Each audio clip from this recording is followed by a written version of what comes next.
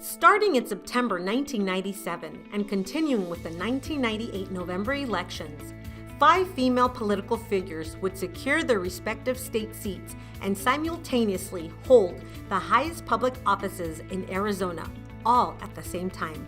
It was a feat never before accomplished or since. Known as the leader of Arizona's Fab Five, this Republican was not afraid of bucking her party to support the things she believed in, including funding public education. As governor, advocate, and a force for unity, Jane D. Hall has been named the 2017 recipient of the Barbara Roby Lifetime Achievement Award. Governor Hall has always been passionate about public education. She earned a degree in education from the University of Kansas and taught elementary school in the Kansas City area. She moved to Arizona with her husband Terry in 1962, where he began working on the Navajo Nation, while Jane raised the couple's 4 children and taught English. In 1964, the family moved to Phoenix, Arizona, where she continued to raise her family. A decade later, she started her political career and became involved with Republican women groups in addition to volunteering on political campaigns. She served as House Majority Whip, Speaker of the House, and Secretary of State, and became the governor with the resignation of Five Simonton in 1997. In her first budget as governor in 1998, Governor Hall sought a 2% funding increase for public schools, the first such increase since 1991. She was elected in her own right the following year and served until 2003. Jane Hall was the first woman formally elected as governor of Arizona. In every one of her budgets as governor, there was an increase to K-12 public education funding.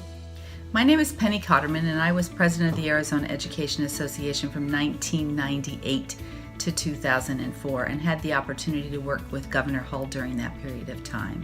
And as a former second grade teacher, Jane Hull understood what it meant to support our kids, to support our teachers, to support our school districts. She was direct and bright and funny, and I so enjoyed working with her. And her leadership is what brought us Proposition 301, or Education 2000. ASBA is proud to recognize this year's recipient for being the initiator and creator of Proposition 301, which was referred to the legislature in June 2000, passed by voters in November of that year, and has since generated $696.3 million for Arizona public schools.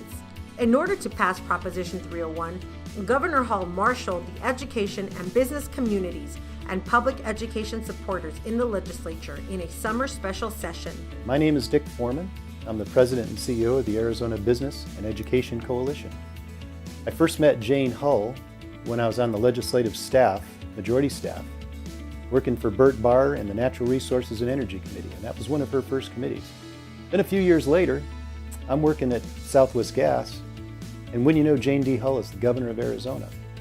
Thankfully, Governor Hull showed true leadership by pulling, I can remember maybe 15 of us up into her office and said, we've got to raise this money. Here's the statement of the problem. Here's the source. I need you guys to back this up. And I can tell you, when we left that room, one meeting, when we left that room, there was not a nay vote in that room. And it represented the entire breadth of the business community across the state of Arizona. That was real leadership. In Prop 301, she championed a return to statutorily required inflation funding from the state's general fund, which had been a mainstay from 1981 through 1992. Prop 301 also created a significant funding source for teachers in the Classroom Site Fund, which is funded by 0.6 cent sales tax and proceeds from interest on the corpus of the State Land Trust. Chuck Essex with the Arizona Association of School Business Officials. The report card on how Governor Hull supported education that we put together basically shows that in the current school year, 2017-2018 school year, there's over $800 million that is additional funding to schools that wouldn't be there without her efforts and without her working on Prop 301. So people need to realize almost $1 billion is in the schools today that wouldn't have been there without Governor Hull's efforts and Governor Hull's commitment to public education. Governor Hull also ensured the implementation and funding of a new school capital funding program, Students First, which occurred after the Roosevelt versus Bishop litigation. She appointed members to the new school facilities board and charged them with coming up with state standards for school facilities. Once those standards were created, she made sure funding was in the budget for new school construction and building renewal. I'm Chris Thomas. I'm General Counsel and Associate Executive Director of ASBA. All of the things that she did while she was governor, 301 is the most obvious thing, but in addition to that, she was governor at the same time we saw the resolution of the big school capital case, Roosevelt v. Bishop, and we had to then fund that program that the legislature put in place. And she made sure that it was funded, at least for the first couple of years. New school construction and the building renewal formula for school maintenance was all funded under her watch. She created the school facilities board, which they came up with new state standards to make sure that we had school facilities that met a certain standard.